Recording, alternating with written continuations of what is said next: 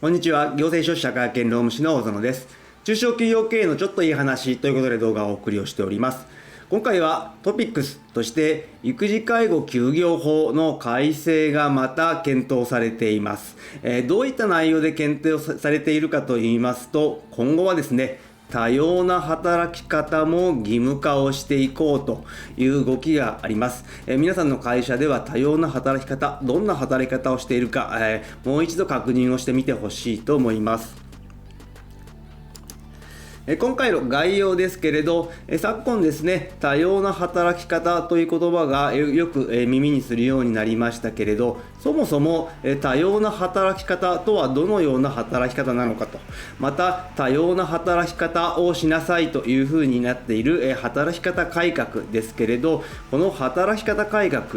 多様な働き方を求めるようなことはいつから始まったのだろうか。そしてこの働き方改革、どのような改革なのかについてまずは話をしてみたいと思います。そしてですね、今現状、確定をしております育児介護休業法ですね、および雇用保険法の改正の概要とポイントについて見ていった上で、最後に注意点とまとめという形になります。まずですね、最近よく耳にするようになりました多様な働き方というものですけれど、多様な働き方とはどんな働き方なのかということですけれど、この多様な働き方というのはですね、働く人それぞれがワークライフバランスを追求しながら自らが望むスタイルで柔軟に労働することができる環境であることというのが多様な働き方というふうに言われております。では多様なといってもですね、いろいろな多様性があるかと思いますけれど、今一般的に言われている、多様な働き方ですけれど、大きく5つで区分されているといった状況です。時間の多様、そして場所の多様性、仕事の多様性、身分の多様性、組織の多様性、それぞれが多様な働き方に対応しているというふうに言われております。例えばですね、時間の多様性といいますとですね、短時間勤務ですね、時間の短い働き方、そして裁量労働制、自己の判断で仕事ができると、時間もコントロールできる、またフレックスタイム制といったもの、また単日勤務、こういった形で時間の自由多様性、また場所の多様性といいますと、在宅勤務、テレワーク、モバイルワーク、そういったところになってきておりますけれど、政府はですね、もともと在宅勤務、テレワークの方を進めようとしておりましたけれど、2020年新型コロナウイルス感染症の流行を受けまして、急激に日本においてもテレワーク、在宅勤務というのが進んだといった状況になっております。ただですね、このテレワーク、在宅勤務につきましては、新型コロナウイルス感染症が流行した、関係で急激に進みましたけれど、その弊害というのはですね、そのコロナが収束した後に出てきているといった状況ですので、すでにですね、在宅勤務、テレワークというのを導入している会社さんにおいてもですね、もう一度運用の仕方というのを見直してほしいというふうに思います。また多様な働き方の中での仕事の多様性ですね、ここにつきましては、配置転換ですとか双方向移動、こういったところですね、いわゆる出向型といったところもありますけれど、仕事の多様性といったところもあります。また身分の多様性といいますと、身分、雇用形態とも言えるかもしれませんけれど、正社員、非正社員、そういった形の身分、契約であったり委託であったり、フル勤務であったりパート勤務であったり、そういった身分の多様性というのもあります。そして組織の多様性というところで、いわゆる転職しやすい労働環境であったり、副業というのはですね、政府も今は原則解禁でという形になっております。また企業につきましてもフリーランスという方が非常に増えてきている、そういった形でフリーランスに関する法律も制定されて、令和6年の秋頃から施行される予定という形になっておりますので、様々な多様な働き方といったところが考えられております。そもそもこの多様な働き方というのが出てきた背景ですけれど、やはりですね、ライフスタイルの多様化に合わせてですね、働き方も変える必要が出てきたといったところになってきております。こういったところは以前からもあったんですけれど、政府はですね、もっと早く改革をしていきたかったのですけれど、諸々の事情でですね、なかなか進められなかったといった状況がありますが、2019年からですね、働き方改革といった形でライフスタイルの変化、多様性を受けて働き方も変えていかなければいけないということで、働き方改革推進法というのを作ったと。この働き方改革ですけれど、平成30年、2018年にですね、全部で8本の法律が一気に改正をされて、働き方改革関連法というふうに呼ばれますけれど、もうですね、今現状2024年の4月を過ぎてといった状況になりますので、働き方改革当初、想定をしていたものの、法改正については全て完了という形になっております。2019年ですから、の時間外労働の上限規制ですね、大企業、中小企業を皮切りにスタートしていて、あとはですね、年次有給休暇の5日の取得義務化ですとか、最近できますと、時間外労働ですね、60時間を超える部分の割増賃金率の引き上げというのが中小企業で行われました。また、雇用形態に関わらない公正な待遇の確保ということで、非正規労働者がもう4割を超えてきたといった状況の中で、正規、非正規での待遇差というのが非常に問題になってきた、無視し得なくなってきたといったところもありますので、同一労働、同一賃金といったところですね、派遣法に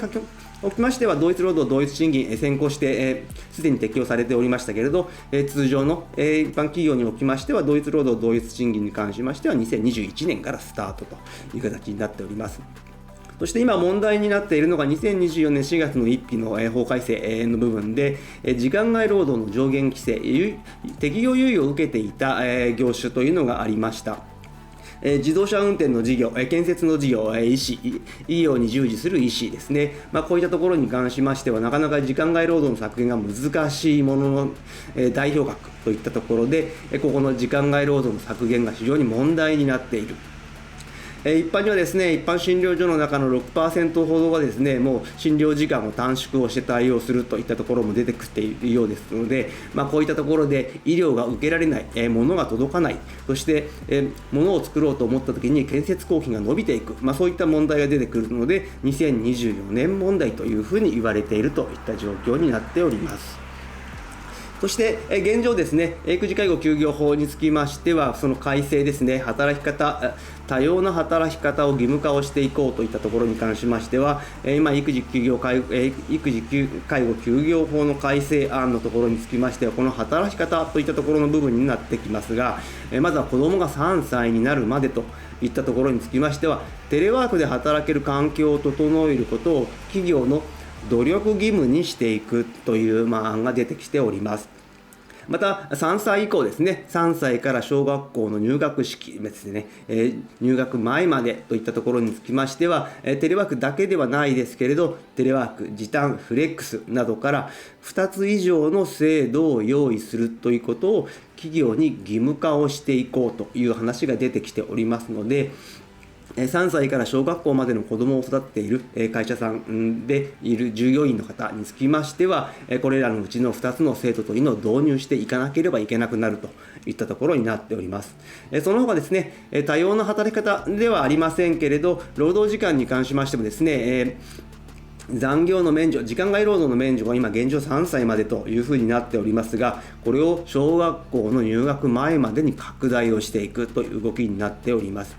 そして育児休業につきましても、男性の育児休業の取得というのを非常に政府は力を入れていると、2025年に 30% の取得といったところを目標にしておりますけれど、ここに関しましては今現状ですね、育児介護休業法につきましては法改正があった関係で、1000人を超える会社につきましては男性の育休取得率というのを公表義務化をしておりますけれど、ここを300人超といった形で裾野を広げていこうという動きもありますので、今後ですね、男性の育休取得、多様な働き方というのがますます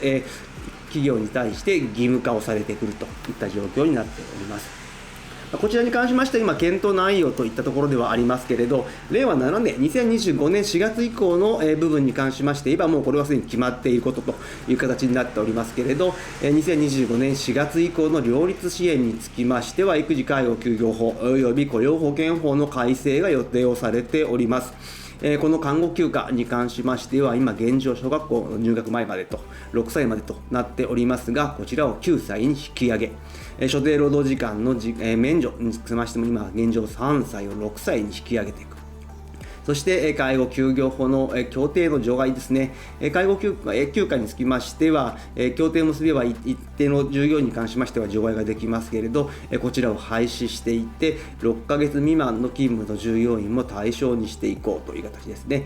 介護離職というのが10万人を超えて非常に問題になっている状況ではあります。また雇用保険法の改正につきましてもですね、かなりメディアでは取り上げられておりますけれど、出生後の休業給付につきましては手取り 100% といった形で現状の 67% にプラスで 13% 上乗せをしていくといった話になっております。またですね、育児の時短休業給付に関しましても2歳未満までという形で行っていくといった形で法改正が予定をされております。最後に注意点とまとめになりますけれど、やはりですね、テレワークに関しましては、もう子どもを育てる働く従業員の方に関しましては、その会社ではテレワークももう必須という形になってきておりますので、今現状ですね、テレワークの実施率につきましては、東京都のデータになりますけれど、46% ほどというふうになっております。今後ですね、テレワークを実施していこうと、もしくはテレワークは今導入運用しているけれどという会社さんですね、まずはニーズの洗い出しですね、そして作業環境の見直しと、労務管理体制ですね、運用の状況の見直しをしていって、それらを規定類に整備をしていって、さらにまたフィードバックしていただいて、もう一度再検証をしていただくということが必要かと思います。テレワークですね、昨今ですね、テレワークによるみなし時間外労働時間制というのが否認されまして、労災認定されたというケースが出てきました。今後ですね、テレワークがどんどん広がってくると、安易なみなし労働時間制を運用している会社さんにつきましては、それが否定をされて、時間外として認定をされて、長時間労働による精神疾患等で労災認定という可能性がありますので、今一度、見直しをしてほしいと思います。今日の内容が明日からの経営にちょっとだけ役に立つことを願っております。ご視聴ありがとうございました。それではまた次回。